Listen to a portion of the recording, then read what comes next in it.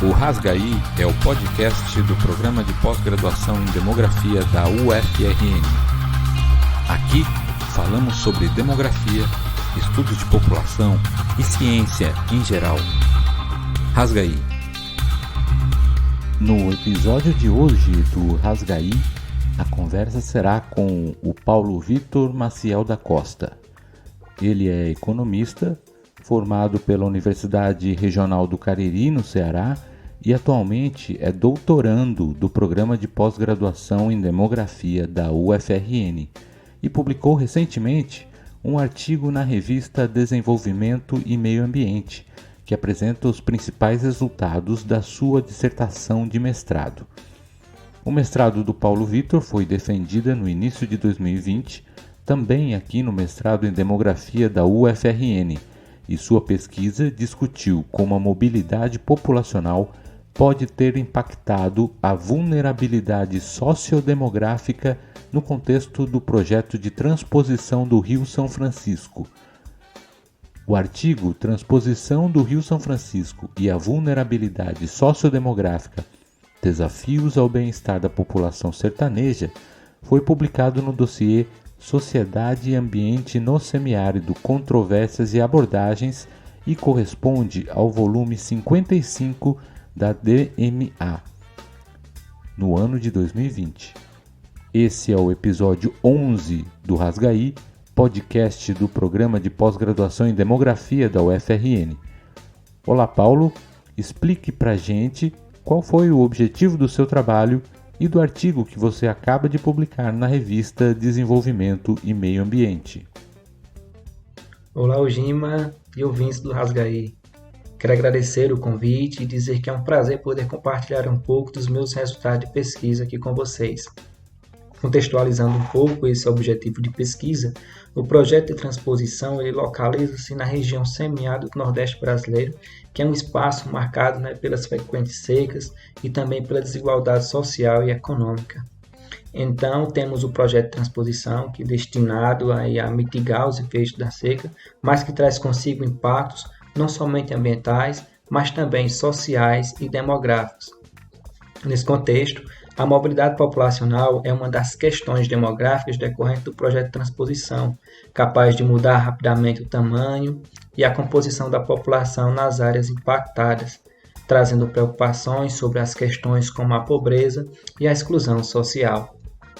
Então, tendo em mente esse quadro, o principal objetivo do trabalho foi verificar como a mobilidade populacional, provocada por este empreendimento, impactou a vulnerabilidade sociodemográfica nas áreas urbanas diretamente afetadas pela obra de transposição. No Brasil, pouco se tem abordado sobre a dimensão dos deslocamentos populacionais em torno da temática de megaprojetos, especialmente considerando o aspecto da vulnerabilidade sociodemográfica. Entende-se por vulnerabilidade sociodemográfica a sobreposição de riscos sociais e demográficos, em que os riscos sociais, como a pobreza, são acentuados pelas tendências e características da estrutura e dinâmica da população, como a mobilidade populacional. A partir dessa abordagem, é possível pensar a capacidade de resposta e adaptação dos indivíduos, famílias e lugares a esses riscos. É importante ressaltar que essa vulnerabilidade é reduzida à medida que se tem acesso a ativos como educação, saúde, moradia, emprego, renda e proteção social. E como foi que você analisou a relação da mobilidade da população com a vulnerabilidade sociodemográfica? A abordagem da vulnerabilidade que você desenvolveu foi quantitativa? Então, quais dados que você se baseou e como você construiu a sua análise? Com base em informações do Censo Demográfico 2010 e no arcabouço teórico de literaturas nacionais e internacionais que versam sobre a temática, buscamos criar um índice sintético de vulnerabilidade sociodemográfica para analisar esses impactos da mobilidade populacional no espaço urbano da área de influência diretamente afetada pelo projeto de transposição. A área de influência direta ela é a área mais diretamente mesmo relacionada às obras da transposição, onde os canais realmente passam. ela é composta, essa área, por 86 municípios. Foi registrado em 2010 que essa área possuía um total de 1.600.000 habitantes, com 62% residindo aí em áreas classificadas como urbanas. Foram incorporados no índice ativos que podem determinar as condições de bem-estar dos atores e também dos lugares. Esses ativos foram classificados em 3 dimensões: capital físico, capital humano e capital social.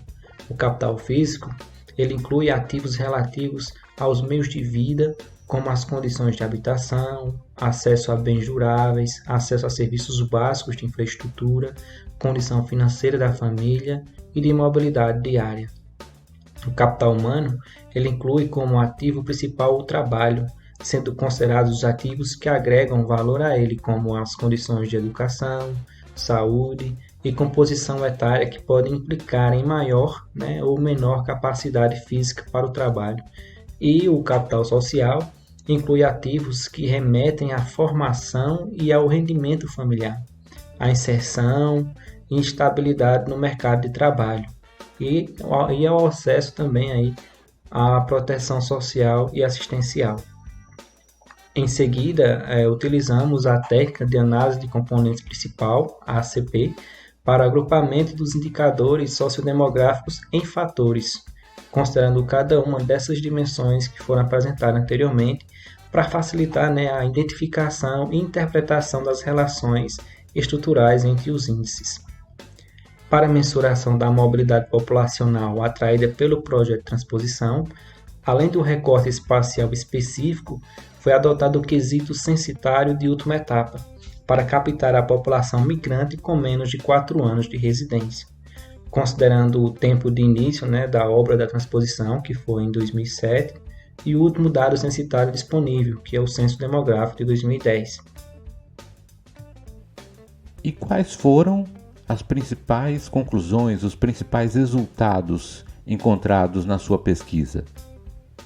Os principais resultados mostram que o projeto de transposição agrava, em certa medida, os desafios a serem enfrentados pela população dos lugares mais próximos aos canais da obra, tendo em vista a fragilidade de capital humano, saúde, educação e físico, como habitação e deslocamento dos migrantes residentes nesses lugares.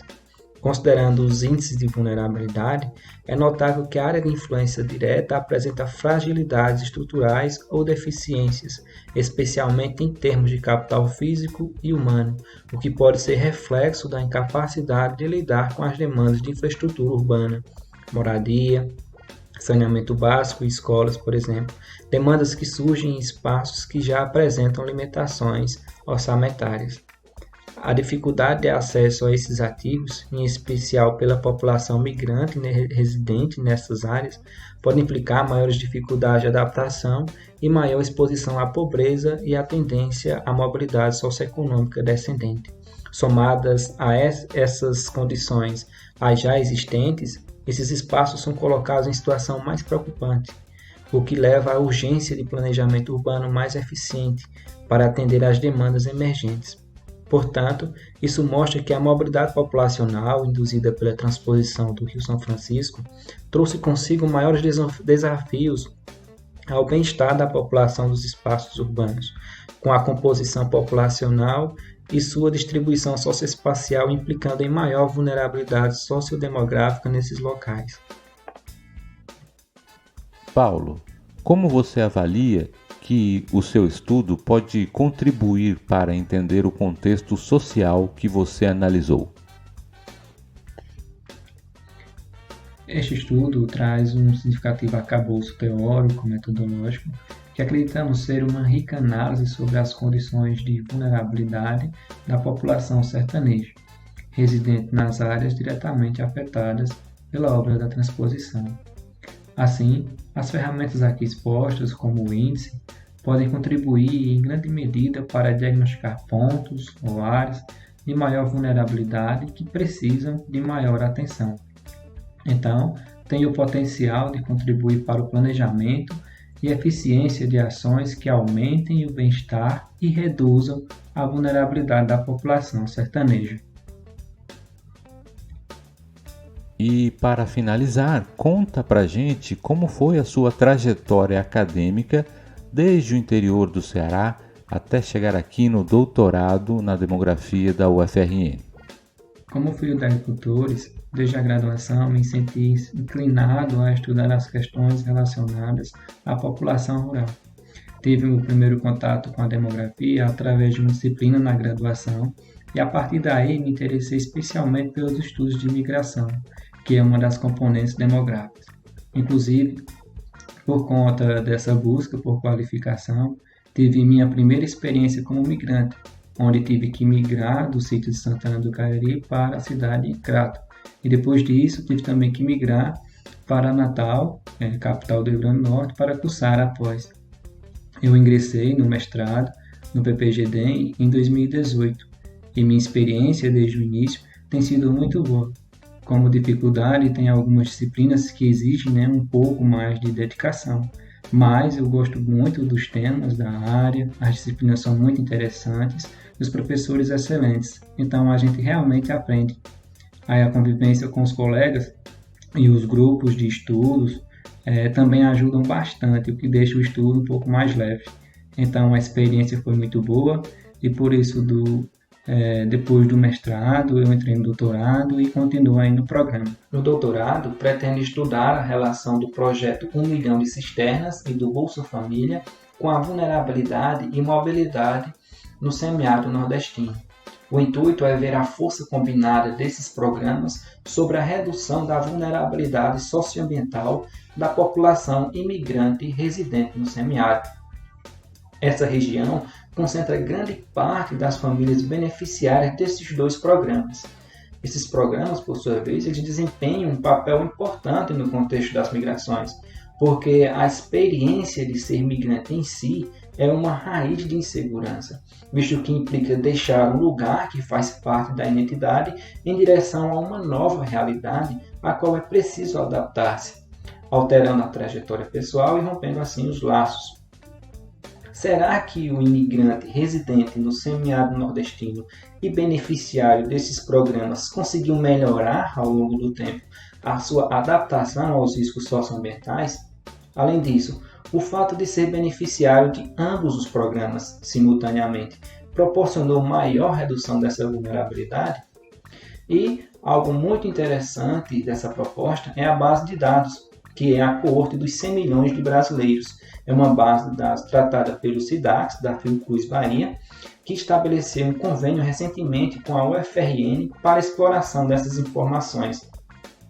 A referida coorte foi desenvolvida a partir da vinculação de registros administrativos governamentais, utilizando dados dos indivíduos que integram o cadastro único, que se configura como uma porta de entrada das famílias para o acesso às diversas políticas públicas, como o Cisternas e o Bolsa Família. Então, essa base vai permitir uma análise longitudinal, ou seja, o acompanhamento do indivíduo imigrante ao longo do tempo no semiárido nordestino. Parabéns, Paulo, pela sua publicação e pela sua pesquisa. É um tema interessante que contribui bastante para entender a dinâmica populacional no semiárido nordestino. Sucesso nessa nova etapa da pesquisa e obrigado pela sua participação aqui no nosso podcast. Esse foi o 11º episódio do Rasgaí. Conversamos com o economista e doutorando em demografia da UFRN, o Paulo Vitor Maciel da Costa, sobre o seu artigo recém-publicado na revista Desenvolvimento e Meio Ambiente. A revista é vinculada ao programa de pós-graduação em Meio Ambiente e Desenvolvimento da Universidade Federal do Paraná e já conta com 20 anos de história, sendo uma das precursoras no campo de estudos ambientais numa abordagem interdisciplinar no Brasil. Você poderá acessar o artigo completo no link que deixaremos na descrição deste episódio e na nossa página dentro do blog do Programa de Pós-Graduação em Demografia da UFRN. Ficamos por aqui e aguardamos a sua audiência no próximo episódio daqui a uma semana. Um grande abraço!